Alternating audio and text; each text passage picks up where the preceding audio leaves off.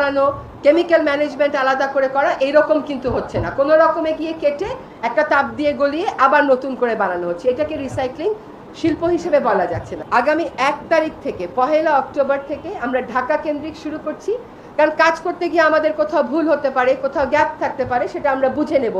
যখন আমরা ঢাকার সব সুপার মলগুলোতে ওনাদের সাথে আমরা বসে কিন্তু সিদ্ধান্ত নিয়েছি, এটা সরকারের একক সিদ্ধান্ত না।